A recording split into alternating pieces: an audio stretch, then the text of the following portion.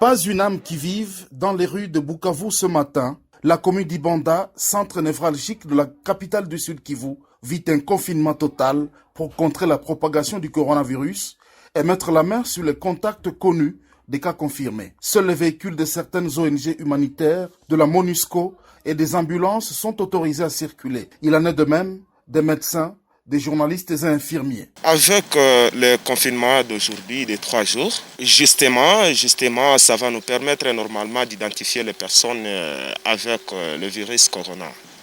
Nous avons d'abord apprécié l'autorité morale et l'autorité physique aussi qui ont respecté les mesures et qui se livraient par l'hiérarchie.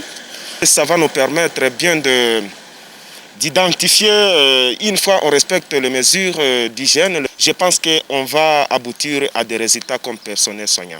Plusieurs points de contrôle ont été érigés dans la ville. Des policiers et des militaires contrôlent les pièces d'identité et les cartes de service pour les personnes autorisées à se rendre à leur lieu de travail. Pour cette première journée du confinement de la commune d'Ibanda, la mesure prise par l'arrêté du gouverneur de province a été entendue et suivie par la population. En sa qualité de président du comité de riposte, le gouverneur est allé s'enquérir des conditions d'accueil des cas positifs à l'hôpital Saint-Luc, où il a assisté à la désinfection de cette structure médicale.